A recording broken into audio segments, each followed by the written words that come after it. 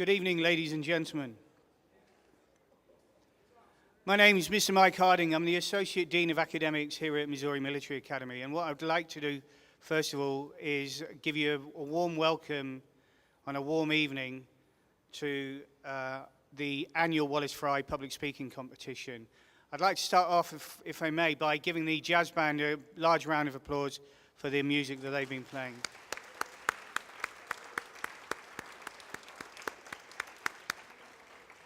What I'd like to do is, as we normally do, and we're a military academy, is to ask you all to rise for the posting of the colours. So please rise.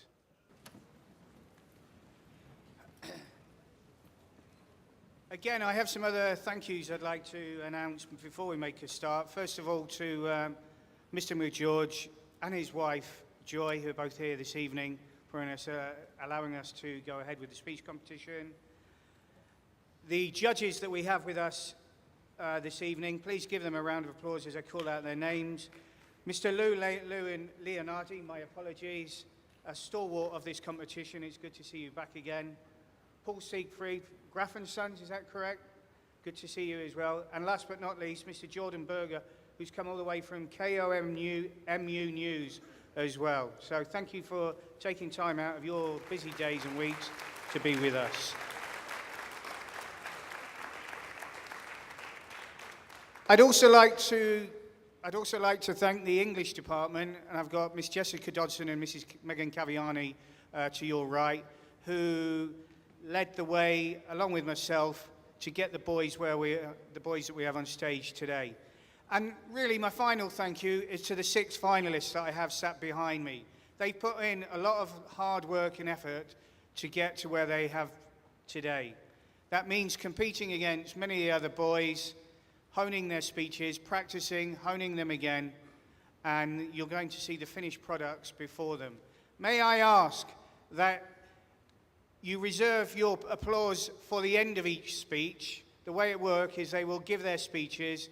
On completion of that, there will be an interlude whilst the judges retire to make their announcements and their decisions. The jazz band will kindly play some more of their soothing summer music, and then the announcements will be made. To start off then, the evening, we'll have 6 speakers, 2 from the middle school and 4 from the high school. I'm going to get them up to stand up individually so you can applaud them. Kevin Sangster, Felix Tonella, Francisco Fletcher, Styles Fountain, Michael Norton, and Praise McGuiza. Thank you, gentlemen.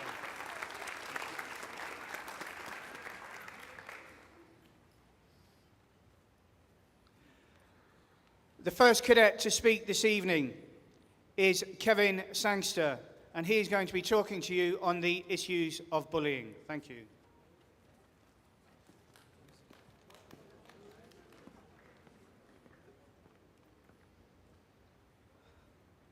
B-U-L-L-Y-I-N-G.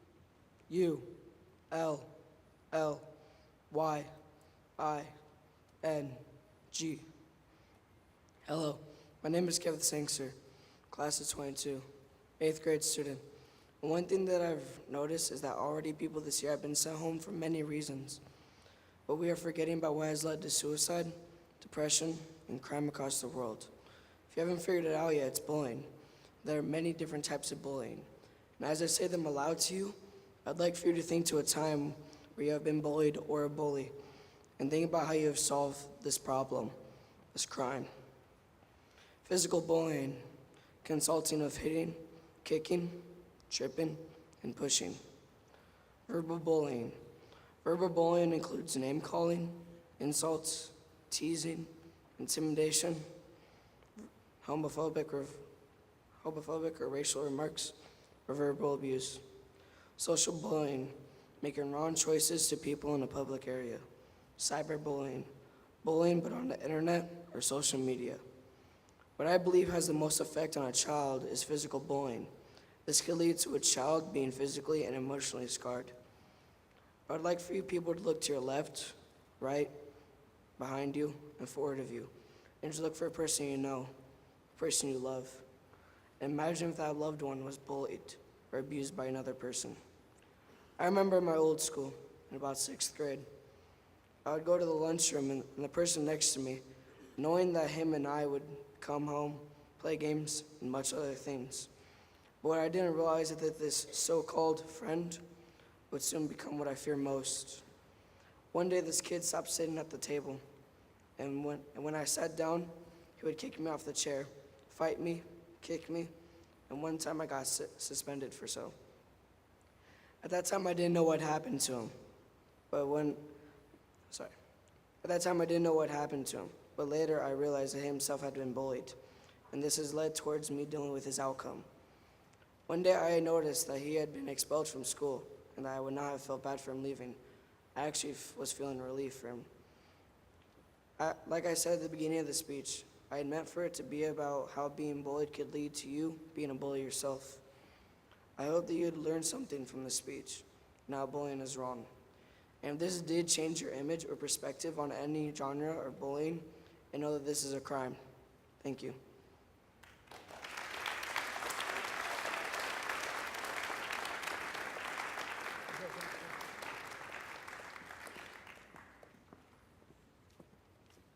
As you can appreciate, the person who has to go first has a lot to put up with in terms of standing up in front of you, breaking the ice, so to speak, and so on as well. I just want to point out, before we move on to the next speaker, that the Wallace Fry Speaking Competition is an annual event in which all cadets participate. And the students, as I've already mentioned, throughout the high school and the middle school, prepare speeches utilizing rhetorical devices taught during the English language arts lessons. The students competing this evening were selected not only by ourselves as teachers, as you can see in the programs, but also by peer assessment and the recommendation of faculty members. Additionally, they're competing for 3 prizes. One is the Joy McGeorge Middle School Oratory Award, and this one is presented to the middle school cadet whose speech is judged to be the best on the basis of charismatic and knowledgeable oratory skill. The second award is the Winston Churchill Memorial Award, and this is presented to the cadet who speaks most persuasively on behalf of a just cause. And then the final one is the Wallace Fry Cup for Excellence in Speaking, and this is presented to the cadet whose speech is judged to be the best on basis of delivery of content, depth, and thought. And without further ado, I'd like to introduce Cadet Phoenix Tonella, and he's going to be talking to you about the perils of drug abuse. Please give him a good round of applause. Thank you.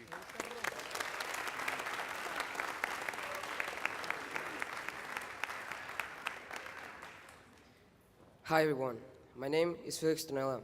I'm from Hermosillo, Sonora, Mexico, and today I'm here to talk about drug abuse and how it's destroying the lives of millions of people. But first, I want to tell you a story of a friend named Ramon who abused drugs. When Ramon was 11 years old, he started smoking cigarettes because of his friend peer pressured him. At age 12, he started drinking alcohol and hanging out with gang members. 13, he started smoking marijuana. 14, he started doing harder drugs. One time, Ramon pulled a knife on his father, but luckily, he missed. Ramon and his dad got into a fist fight, and when Ramon saw the cops, he tried to jump over his fence of his backyard, but the cops caught him and handcuffed him. The cops said that they were going to take Ramon to juvie. His mom said yes, but his dad said no. He was released, but that didn't stop him from using drugs. When he was in 7th grade, he got arrested for possession of marijuana, and he was kicked out of school for a year. After that year, he never got back to school, and his parents kicked him out of his house. After 2 years of living in the streets, hanging out with friends, getting drunk every day, and using drugs, he eventually realized that using drugs is not the way to go. Now Ramon has been free for almost a year. He's finishing high school and soon to be going off to college. He hopes that his story touches somebody's heart and hopes that whoever reads it will realize that doing drugs is not the way to go. What really surprised me is that the 78% of the United States teenagers drink alcohol, and 22% of the group said that they consume 12 or more drinks in a week. When it came to drugs, drug use, 81% of the teenagers said that they had the opportunity to use illegal substances, with 42.5 has actually done them. 50% of the teenagers met the criteria for lifetime alcohol abuse, and 60% will be categorized as drug abusers. The median age for alcohol abuse to begin was at 14 years old, with or without dependent behavior. The median age for drug abuse with dependence to start was at age of 14, and dependent behavior. Teens who start abusing illegal substances at 15 were less likely to be dependent. The precise number of people who die for drug overdose is unknown. However, in 2014, 47,000 people died, and that number escalated to 52,404 in 2015. The following are overall overdose deaths or selected drugs as released by the Centers for Disease Control and Prevention, followed by age-specific data for 15 to 20 years old. Cocaine, 6,784. Heroin, 12,982. Drug abuse should be an absolute no for all, and I sincerely hope that everybody will never try to consume drugs. And I completely stay away from its use. Thank you for listening to my speech.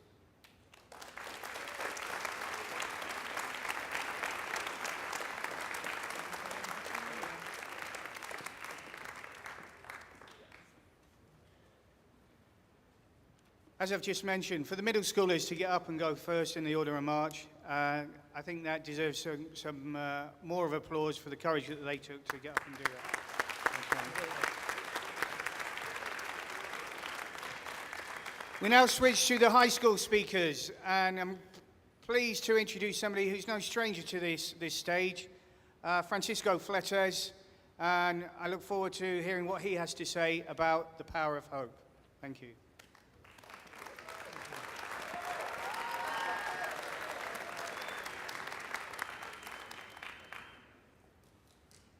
Michael J. Fox once said, "I don't look at life as a fight or as a battle.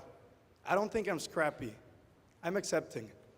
And we live in a crazy world, and that's a fact that we all need to accept. We live in a world that is in a state of flux, change, and uncertainty. However, there will always be some constants, and there is one that I am particularly fond of: the power of hope. The power of hope is essential to us as human beings. It's what keeps us going through the hardest times, because we'll always believe that there's light at the end of the tunnel. It's part of our human nature, and it can be found in every corner of the world in a plethora of different shapes and sizes. Throughout my 5 years here at MMA, I have seen hope present itself in many different ways.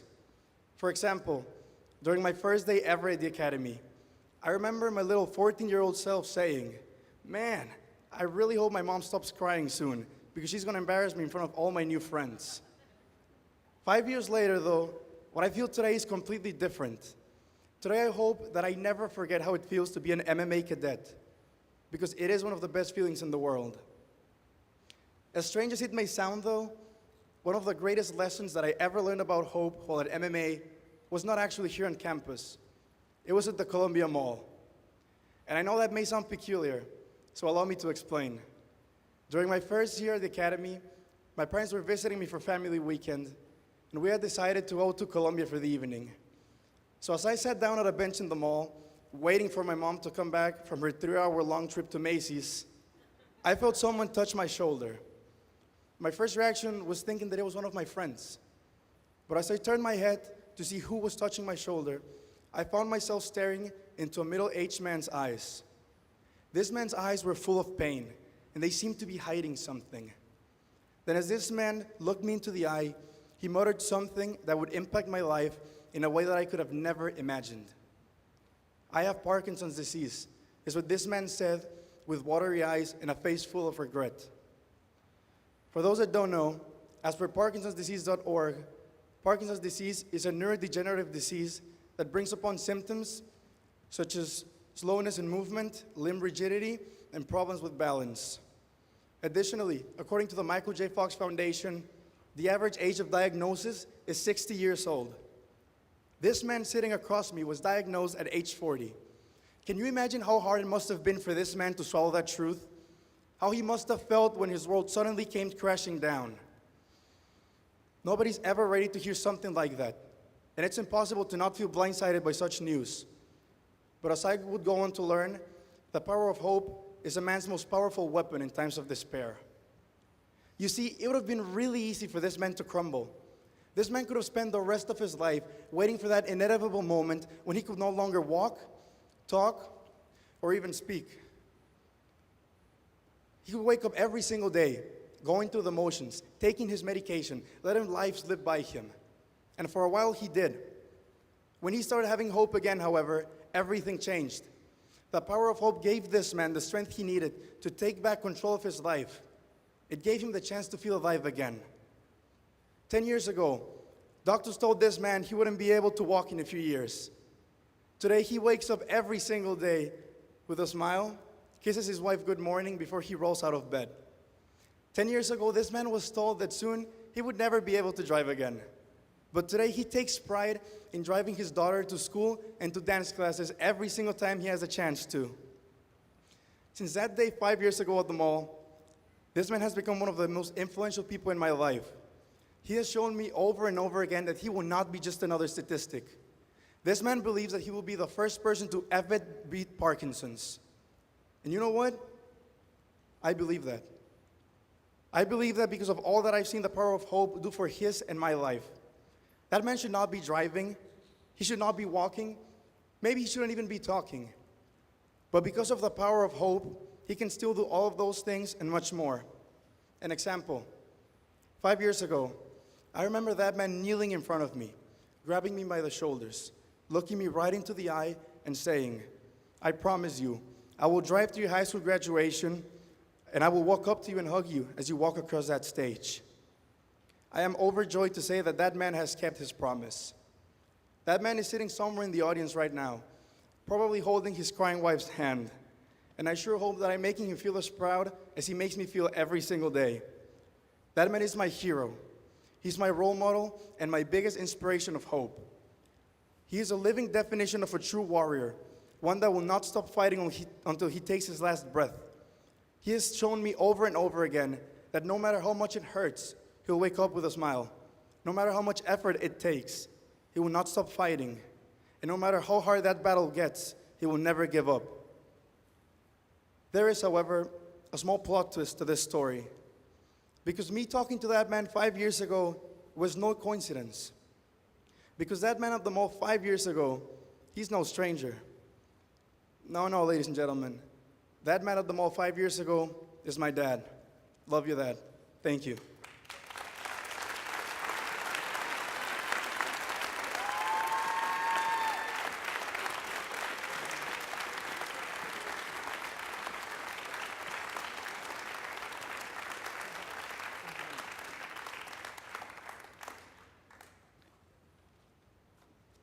It gives me great pleasure to now introduce Styles Fountain, who's going to talk to you about thoughts on the American dream. Styles.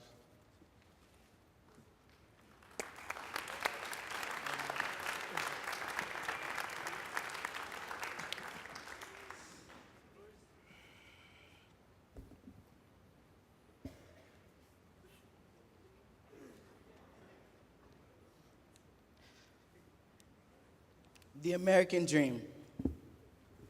The national ethos of the United States. Throughout the years of this country's existence, the American dream has evolved and has stayed relevant with the quickly moving society that we now know today. Fewer than 1 in 5 Americans feel like they're actually living the American dream. That is according to the 2017 State of the American Dream report, which surveyed over 2,000 people. The American dream is reachable, but only if you effectively play the cards you're dealt. You must smile like you have all the aces, but work as if you have no face cards. You have to apply yourself proactively in the defense of your dreams, and never let anyone say, "Give up, stop trying," or that dreams don't come true. Let me tell you a story. A story about a kid whose biological parents were irresponsible drug addicts, and as a consequence, whose custody had been terminated in the year 2000, the same year he was born. About a kid whose own brothers went down two separate paths, one good, one bad, leaving him with two choices, two different examples. A kid who's lived with 15 different families. Let me break it down for you. That's 15 different fathers, 15 different mothers, 15 different houses in 15 different places. Throughout his life, he's lost a mother, a father, and his oldest brother. A young man who had no money to pay for a name brand college, who needed every single scholarship he could get. Life had beaten up on him, but he fought back. You see, life is all about perspective. Many, from what I just said, will envision a kid they feel sorry for. A kid walking down the street that dropped out of school just to do drugs, who has to work 2 or more jobs just to pay for his apartment. The one who always blames his past and always says the quote, "You don't know what I've been through." But picture this. Envision a kid who beat the odds. Envision a kid who saw 15 different opportunities to learn, 15 opportunities to better himself, 15 opportunities to not become a statistic, 15 opportunities to make his brothers proud, 15 opportunities to make the American dream happen. Today, ladies and gentlemen, I'm proud to say that that young man has made it to college. That young man was accepted to the United States Merchant Marine Academy, full tuition paid. That young man became the first foster kid in the state of Missouri to ever be accepted into a service academy. That young man made history, all because of a dream, the American dream. I can dream. Noun. The ideal by which equality of opportunity is available to any American, allowing the highest aspirations and goals to be achieved.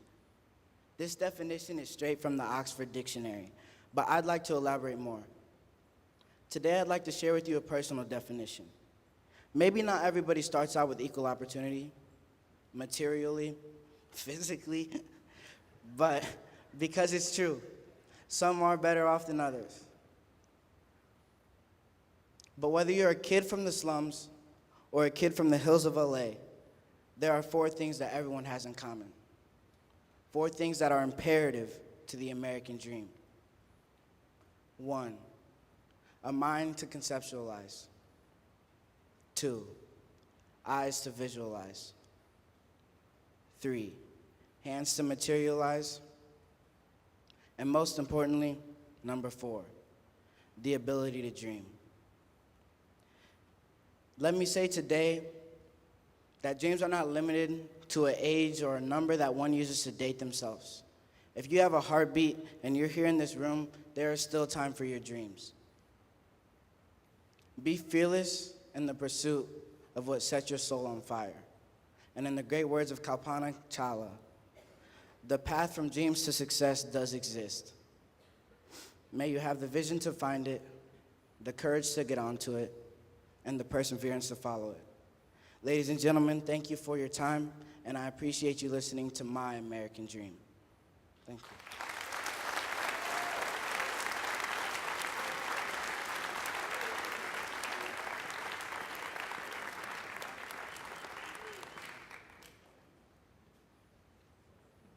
Moving on, I'd like now to introduce Mr. Michael Norton, or Cadet Norton, and he's going to talk to you about gun control, a personal perspective.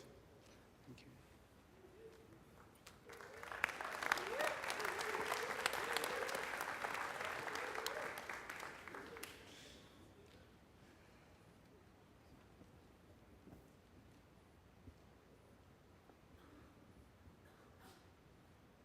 Ladies and gentlemen, the media and politicians have lied to you. Politicians in Hollywood have brainwashed you and tricked you into forgoing your own civil liberties for a false promise of security. Many of us all have different arguments over the case of guns. I'd even say that if I asked each of you individually, I would receive a different answer from every person in this room. But let's dive into the problem itself. The problem of gun violence, the arguments for and against gun control, and maybe a possible solution to our problems. Based off of research, you will find that common sense gun control would not work in the United States of America. Now, while I may be young, I have studied this topic for many years, spent countless hours, days even, looking into the history and politics. And I have always had an interest in firearms since a little boy, in the same way many would have an interest in cars. Now, the modern media would have us believe that gun crime is rampant in American streets. And with recent shootings in Las Vegas, the Stoneman Douglas High School, and now, most recently in Santa Fe, that sure seems to be the case. However, according to the Bureau of Justice Statistics National Crime Victimization Survey, gun crime in the United States has been on a steady decline since the 90s. Additionally, many of these listed mass shootings in news sources are taken from less than reputable websites. Gunviolence.org, a website often cited in mass shooting statistics, lists any mass shooting as consisting of an incident involving a firearm in which 4 or more people are injured. Now, with this sort of word, mass shooting, being spread around, it waters down the word and makes it lose its true meaning. It is purposely putting fear into the public in order to push an agenda, that agenda being control. Many politicians and gun control advocates now tote around the idea of common sense gun control. To put it simply, the less guns there are, the less gun crime there will be. Common sense, right? Unfortunately, as with too many other things, it sounds nice, but it doesn't work. If a ban on guns is implemented, criminals and evildoers will still continue to obtain firearms.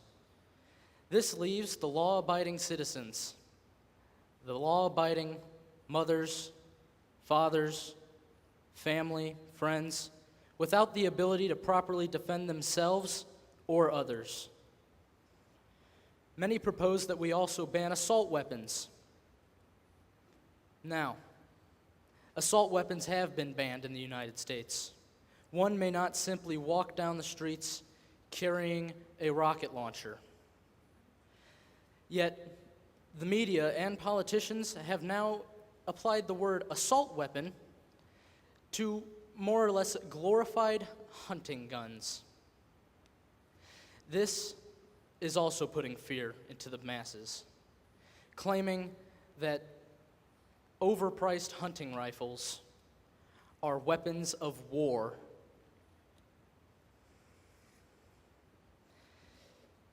To add to the problem, 80% of all these shootings, all shootings, happen with handguns. A stark difference from the scary black rifle that the media demonizes now. Now, many would view Australia as a potential model for gun control in the United States, yet they fail to mention that Austria's gun crime was on a steady decline before their ban on firearms. Additionally, according to the 2007 International Small Arms Survey, only 1/3 of citizens in a nation who banned firearms are found to be compliant with those laws. There are over 325 million guns in the U.S., more per capita than any other nation on earth. If the U.S. would just comply at the international average, there would still be millions and millions of guns circulating in American streets. Now, the case against gun control is very prominent among Americans, with many citing the Second Amendment as the only reason they should need to keep their firearms. The Second Amendment itself states, "A well-regulated militia, being necessary to the security of a free state, the right of the people to keep and bear arms shall not be infringed." Many confuse the first part, a well-regulated militia, as meaning only National Guard or police should have firearms. Yet back in the time that the Constitution was drafted, a militia consisted of every available white male ages 18 to 45. Today, that definition could be expanded to include all races and women.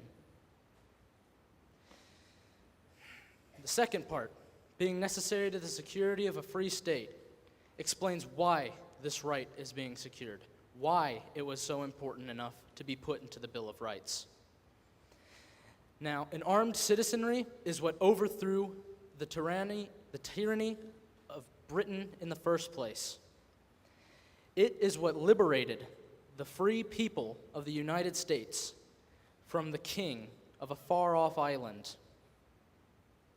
An armed citizenry is charged with upholding the responsibilities of defending the same Constitution that protects their rights and liberty.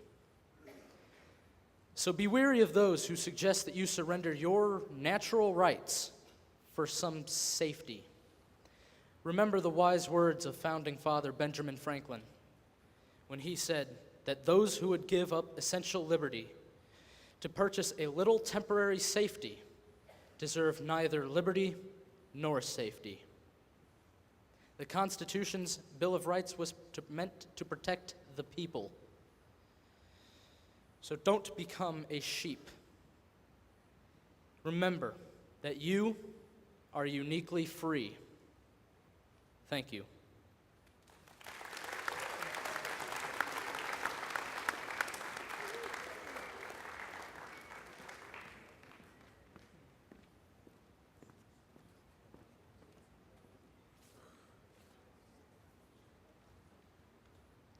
Our final speaker tonight is Praise mcgeorge, and he's going to talk about praise God and his Rwanda. Thank you.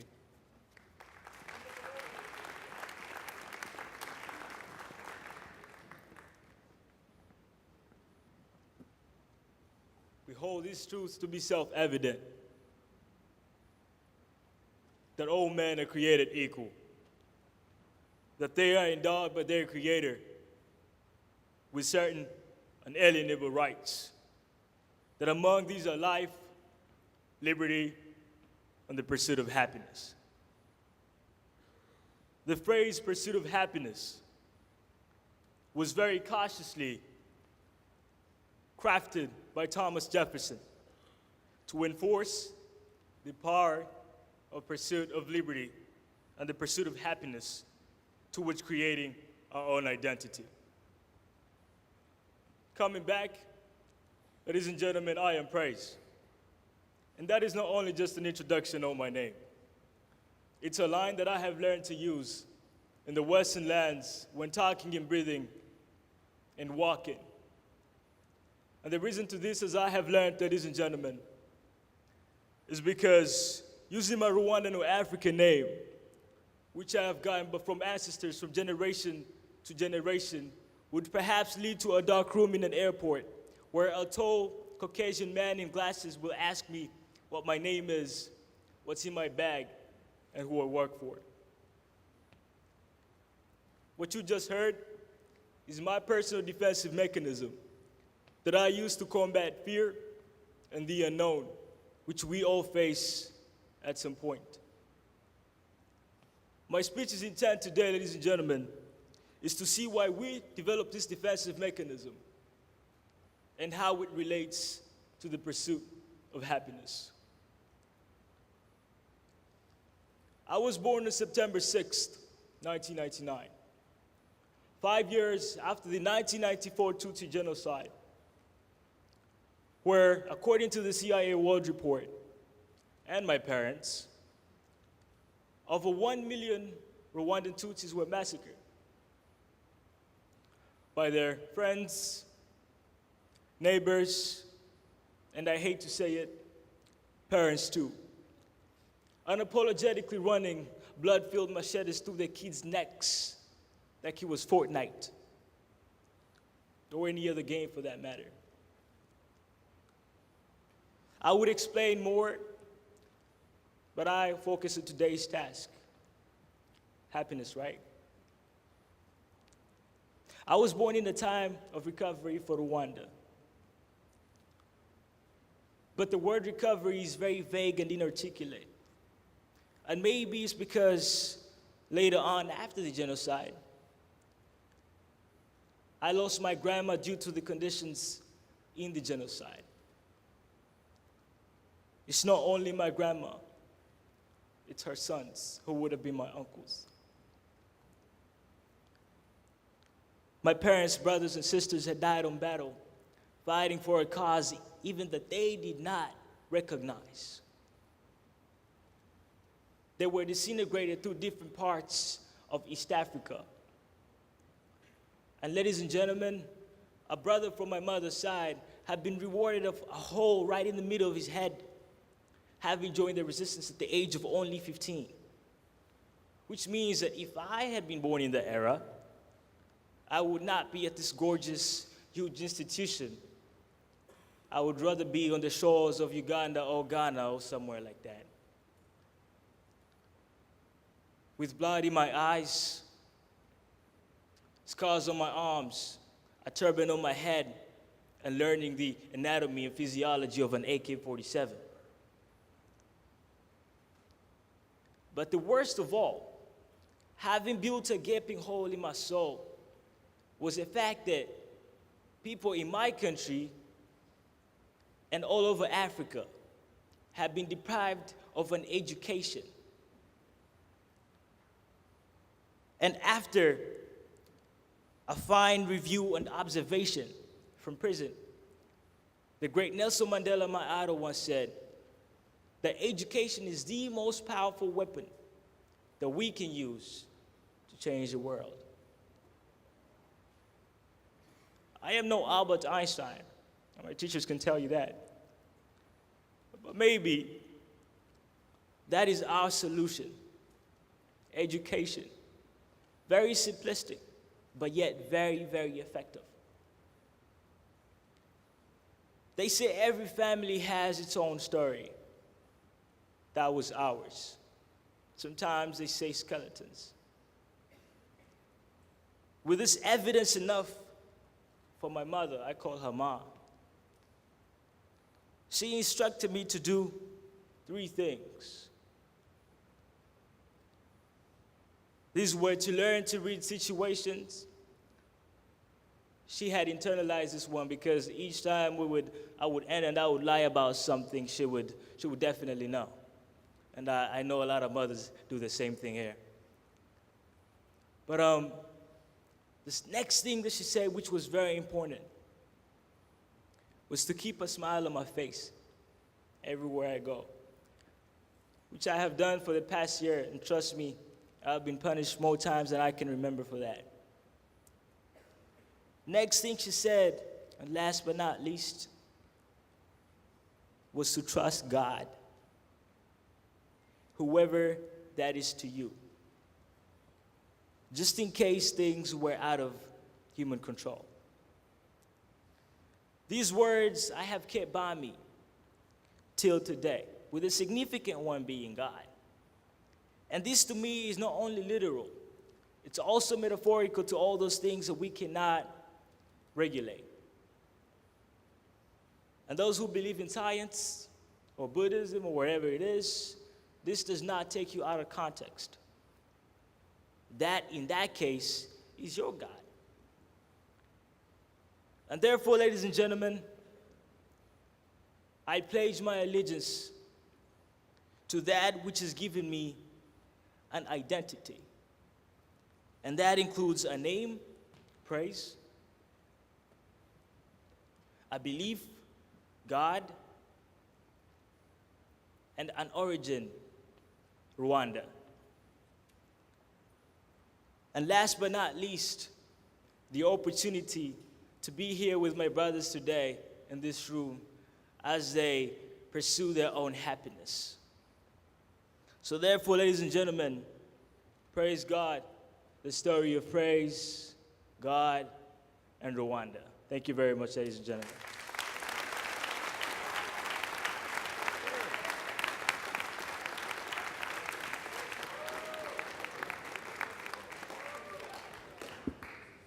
So there you have it, ladies and gentlemen. 6 guys worked hard, came up and have delivered their speeches. It's taken a lot for them to do that, and what I'd like is them to stand for one more time and give them a collective round of applause, please. Thank you.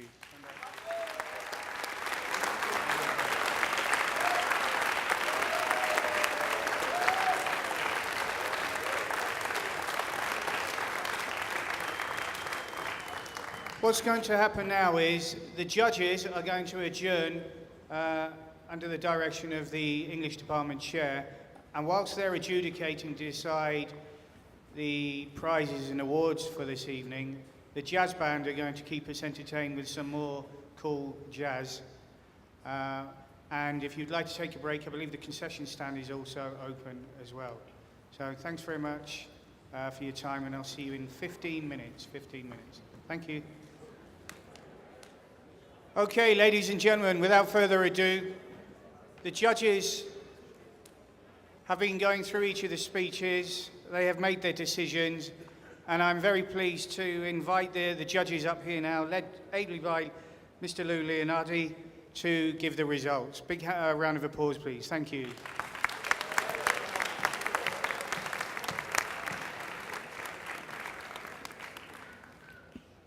Thank you very much.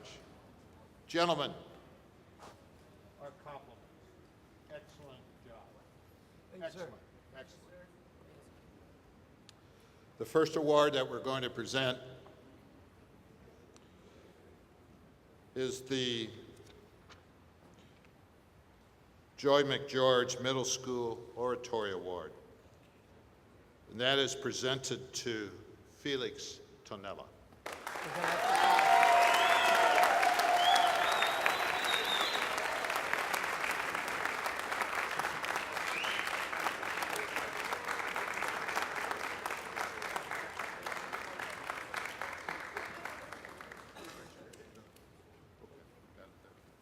Very good.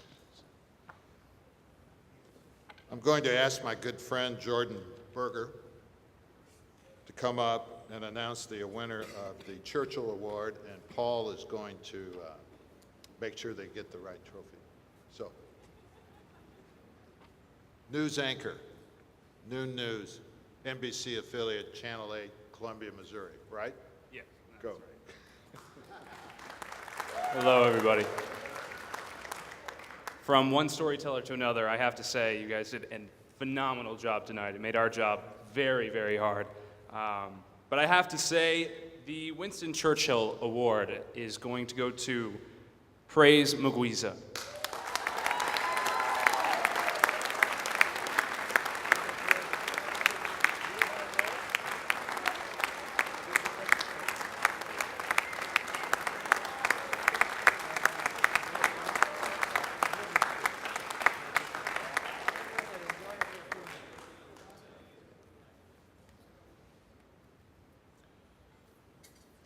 Judge Fry is a graduate of the Missouri Military Academy. He went on to practice law, was president of the Missouri Bar Association. His nickname, because he dressed so well, was Nifty. And he was known around the community as Nifty Fry. But he was one heck of a lawyer. Paul and I can attest to that. You've been doing this about 15 years. I've been doing this about 35. Sound right? That was the first one 30 years ago. 30 years ago, okay. Mine Wait a was minute. 35 years ago. It was 15 years ago. Okay. And I have to honestly tell you, this was a magnificent set of speeches. And I think for the first time in the history of the Fry Award, we are going to declare a tie and award it to two individuals. The first and co-winner of the Fry Award with the topic, The Power of Hope, is Francisco Letts.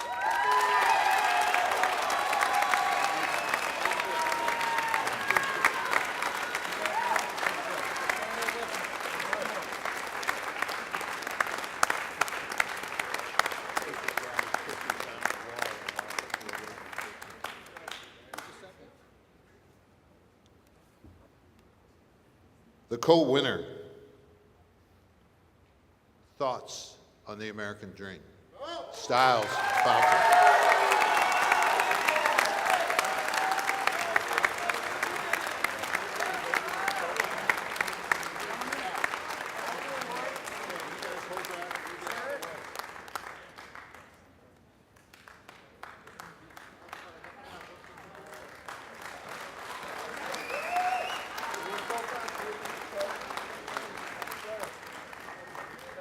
So, ladies and gentlemen, first time in history we've had a tie, very well deserved.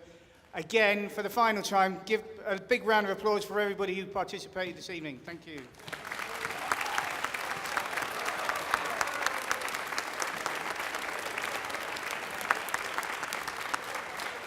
And a big thank you for the judges taking the time to come here this evening to do that as well. We're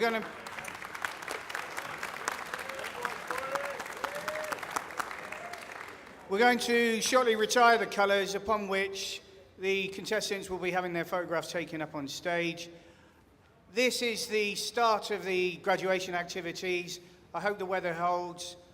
It should be a fun-packed next couple of days, especially for the seniors. Thank you so much for everybody who's turned up this evening. And please rise for the retiring of the colours. Thank you.